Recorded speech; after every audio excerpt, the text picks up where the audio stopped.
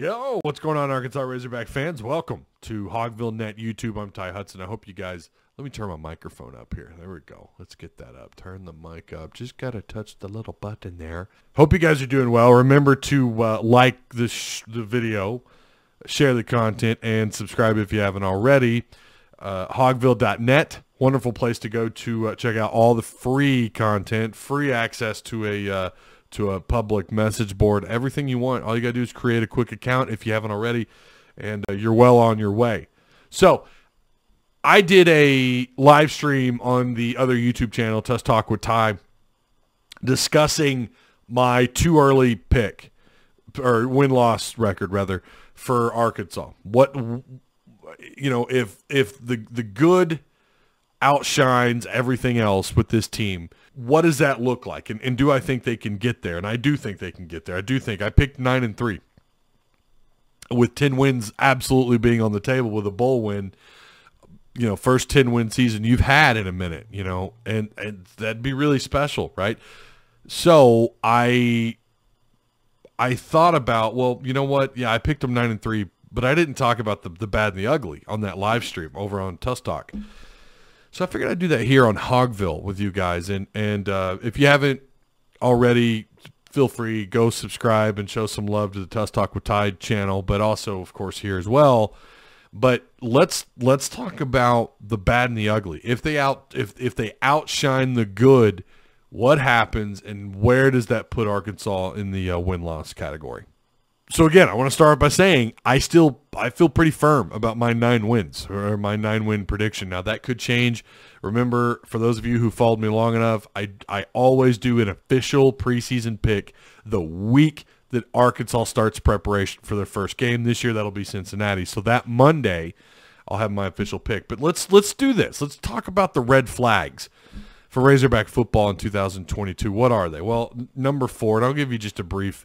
We'll go over it briefly. Number 4 for me, and this is the least concerning thing that I have of the 4 red flags, but it's still worth mentioning, and it still gets a red flag, and that's the wide receiver room. I don't know what to expect from this group. I really don't. I do think Katron Jackson could be a star. I really think his ceiling is pretty high. I think he's someone who, and not just because he got 4 stars, but just watching his highlights and I mean, I think he really could be the real deal. And then, of course, you've got Hazelwood, former 5-star prospect. You've got these incoming freshmen, you know, Isaiah Centenia and Quincy McAdoo, Samuel Bakke. I think I'm pronouncing that right. There's a lot to be excited for in the future for the wide receiver room, but right now it's unproven. And it's enough for me with Treylon Burks gone, for KJ Jefferson, who's going to be the guy week in and week out. I don't think we know just yet. But again, it barely makes this list because I think the talent there is legit. It's just unproven. Number 3, and again, this one isn't, obviously it's not super high on my list, but it is the tight ends. Trey Knox, is he an every down tight end or not? At the moment, I have no idea. He looks the part.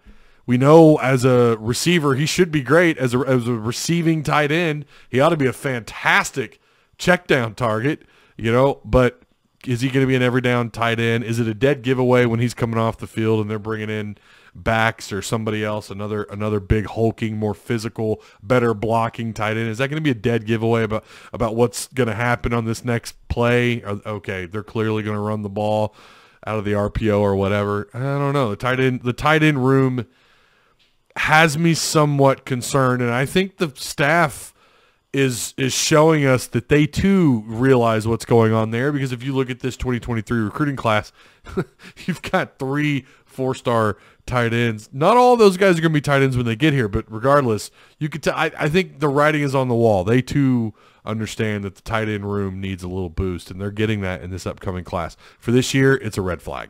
Number 2, and I think this one is pretty serious, it's the defensive line. Again, I have no idea what we have there. I realize they added a lot of parts. They added some weight.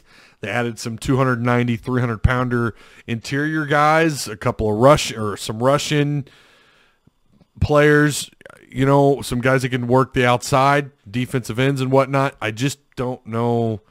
I feel better about them this year, but how much better, I'm not entirely sure. I hope Jackson's 100% full go this fall, which I think he will be. But is he a little bit behind the ball now because he, had to miss out on a lot of the physical stuff during spring camp?